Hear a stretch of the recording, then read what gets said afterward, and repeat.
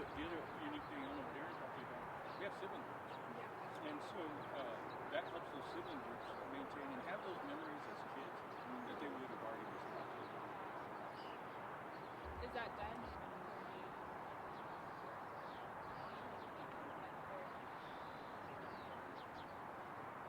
Actually, because there's a lot of consequences, is that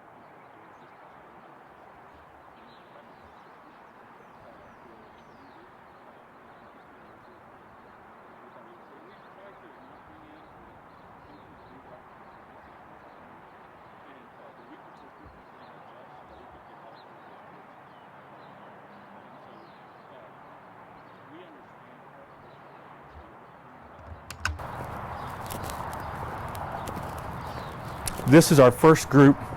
When we opened in 2007, these are the first kids that were here with us. That's cool. They're all working 15 hours during the school year, 20 hours during the summer. Okay, and working on campus or? Oh no! We want our kids. It was a few weeks ago. We had 30 of our kids out there volunteering, helping run the entire event. So I mean, they really enjoy it. And so when they're working, they're out in the community. So they volunteer before the age of working, and then once they're working, they're out in the community, and so they're working and all over the place. That's awesome. So fit the next Exactly. level. Yeah. Exactly. Gotcha. So it's not like everything is just cut and dry. Honestly, it's whatever that child wants to do. The only way that they can be a part. So. But just to have a plan. Have a plan and be working toward the goal. Yeah. That's awesome. Those are some of our graduates. I'll show you down here that we were talking about earlier. Remember, statistically, we were talking about 400,000 kids, 48% graduating, 100% of our graduates. These are all of our graduates that we've had since 2007.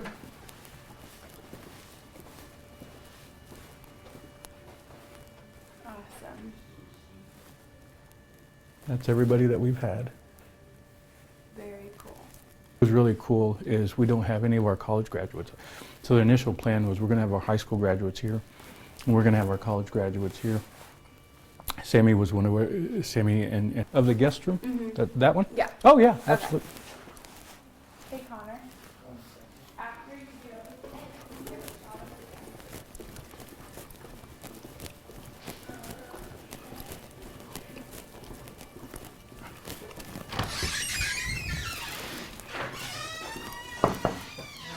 Louis. Oh, your room's a mess, dude.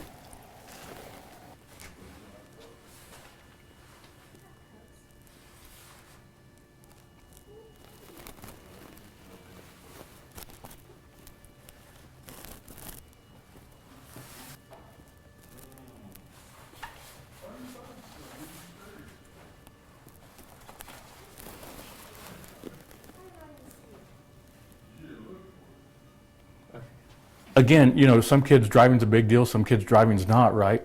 So it has to be individualized for those kids. What's going to motivate them? What's going to get their attention? Because the last thing we want to do is to have a kid earn so many consequences they just feel like that's it, I'm done, you know. But we want them to feel it, and we want them to understand why it's important to them. And then as far as like, let's say grades go, I know every kid's different. My mom, like, it was different per student because some are better than others and some like school more than others. Is there anything for grades? Is that factored in any way? So as far as whether or not they're like, progressing? Yeah, in school and stuff. Is there? Right, because if she was making a B, she was freaking out. Yeah. And so that was just her personality. That was who she was. And so, and there were times when she struggled through classes, but I knew that if I put more pressure on her because she earns more consequences, I'm not helping her.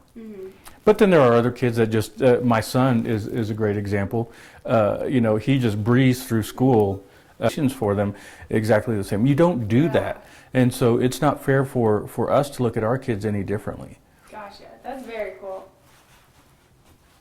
Yeah, I've always wondered about that. Obviously, I don't know because I'm not a parent, but that's what my parents say too. No. They're like, all three of you are so different. Ex- No, and I think that's awesome. Because I didn't even know this existed either.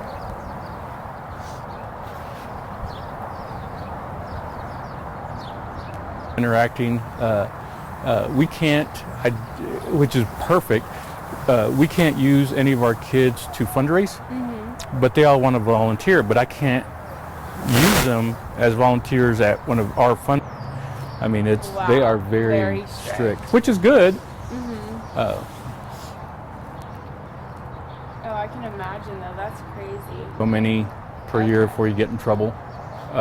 But we've never gotten to that point. Yeah.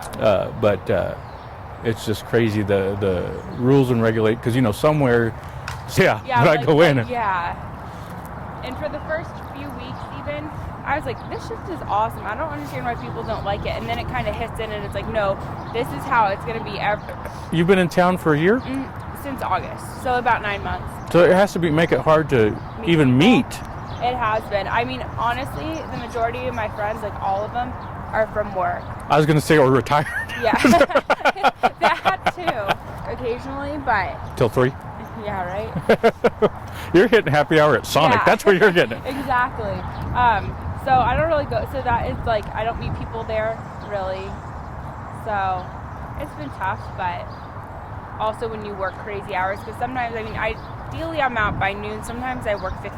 Like yesterday I had to pre-record some Habitat for Humanity stuff, so I didn't leave work until about 4:30ish. Woo. Yeah. Those days you're just eating dinner and going to bed. Oh yeah. For the 5 o'clock, that had nothing to do with what I covered all morning, so I'd be starting from scratch with the rest of Dayside, who just got up at 9 a.m.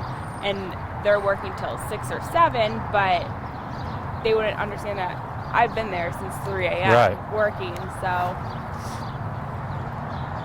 And getting ready for our summer at the children's home, which is always fun. 2 times I love the children's home is summer and Christmas. Okay. There's just so many neat things that we have going on. We have a family camp that we do, and of course we have graduation coming up. Oh yeah. Still, we have one graduate this year that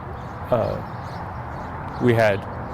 And you know, some years, you know, first couple of times that the boy or the girl comes out of their room first thing in the morning and their breath is not really nice and their hair is all sticking up and they don't look so good. It's just really quick to go, yeah, no. Yeah, I'm not interested. I'm not attracted to you. Yeah. That's the thing. If the car's unlocked, I'm going to need to get the tissue out my noses. Hey, Connor, is the car unlocked?